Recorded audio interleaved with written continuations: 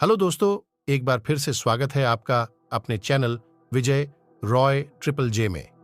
दोस्तों, ये कहानी भगवान गौतम बुद्ध और डाकू अंगुलीमाल की है। ये कहानी आपको बताएगी कि जीवन में एक सही गुरु का क्या महत्व होता है और जब एक व्यक्ति के जीवन में एक सही मार्गदर्शक आता है तो हमारी जिंदगी कैसे परिवर्तित हो जाती है। तो आइए शुरुआत करते हैं आज की हिंदी मोटिवेशनल कहानी।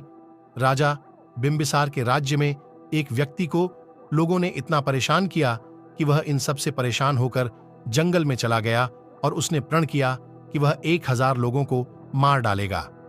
जिस पहाड़ी पर वह व्यक्ति रहता था, उस पहाड़ी पर जाने का रास्ता गांव वालों ने बंद कर दिया था ताकि वहां कोई जा न सके, क्योंकि जो व्यक्ति उस पहाड़ी पर जाता वह व्यक्ति उसको मारकर उसकी अंगुलियों को काट लेता और अपने गले में डाल लेता था।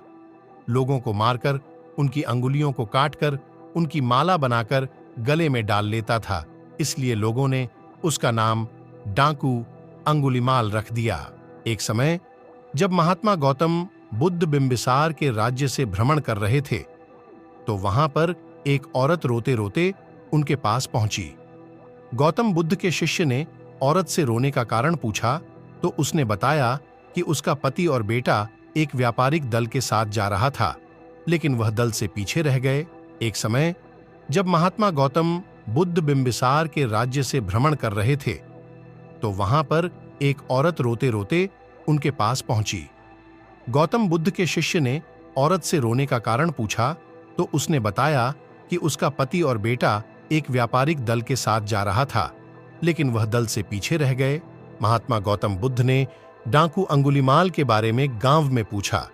तब उन्हें पता चला कि जिस पहाड़ी पर वह रहता है वहां से कोई नहीं जाता और जो जाता है उसे वह मारकर अंगुली की माला बना लेता है। महात्मा बुद्ध डाकू अंगुलीमाल से मिलने उस पहाड़ी पर जाने लगते हैं तो उनका शिष्य और गांव वाले उन्हें रोकने लगते हैं। तो गौतम बुद्ध कहते कि डाकू अंगुलीमाल को मेरी सबसे ज्यादा जरूरत है, मुझे उससे मिलना ही होगा। इतना कहकर वह पहाड़ी की ओर चल देते हैं। महात्मा गौतम बुद्ध अकेले ही डाकू अंगुलीमाल से मिलने चल देते हैं। पहाड़ी पर पहुंचते ही वहां पर उन्हें तलवार लिए डाकू अंगुलीमाल मिल जाता है। वह गौतम बुद्ध से कहता है कि हे सन्यासी, वहीं रुक जा, आगे मत बढ़ना, वरना मैं तुम्हें मार दूंगा।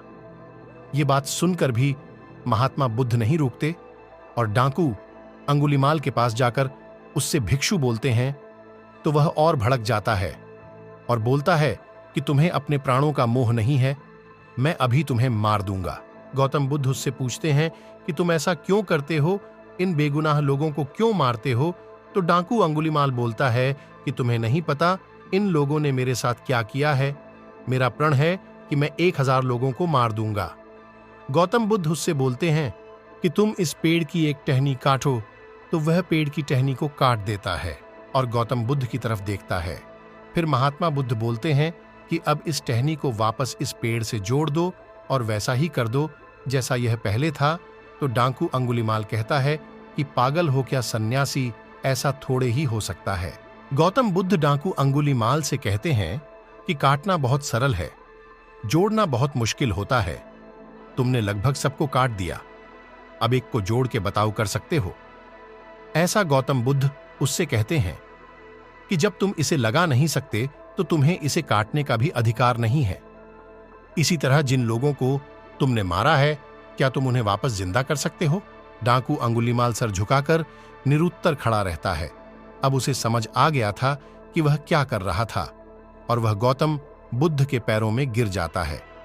वह कहता है कि मैंने ये क्या कर दिया, मुझे मेरे कर्मों से अवगत कराने वाले प्रभु, आप कौन हो? तो महात्मा बोलते हैं, मैं हूं गौतम बुद्ध। महात्मा गौतम बुद्ध उससे बोलते हैं कि मेरी शरण में आ जाओ। डाकू अंगुलीमाल गौतम बुद्ध के पीछे पीछे बुद्धम शरणम गच्छामि कहते कहते चलने लगता है और वह सन्यासी बन जाता है। यह बात राजा को पता चलती है कि डाकू अंगुलीमाल सन्यासी बन गया तो राजा बहुत खुश होते हैं और सोचते हैं कि समस्या हल हो गई। गौतम बुद्ध ने डाकू को भिक्षु बना दिया और बोला, जाओ भिक्षा लेकर आओ। वह उसी गांव में भिक्षा लेने गया जिनके घर वालों को उसने काटा था। उन लोगों ने उसे पत्थर मारे, बहुत पत्थर मारे, और वह लहूलुहान हो गया।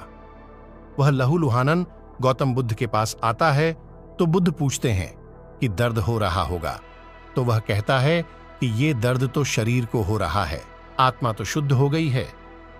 एक विचार ने डाकू अंगुलीमाल की जिंदगी बदल दी। इसीलिए कहते हैं कि एक विचार आपकी पूरी जिंदगी बदल सकता है। जब एक डाकू सन्यासी बन सकता है तो एक व्यक्ति बिजनेस करके करोड़पति क्यों नहीं हो सकता? जरूर हो सकता है। बस आपको अपने विचारों को बदलने की जरूरत है।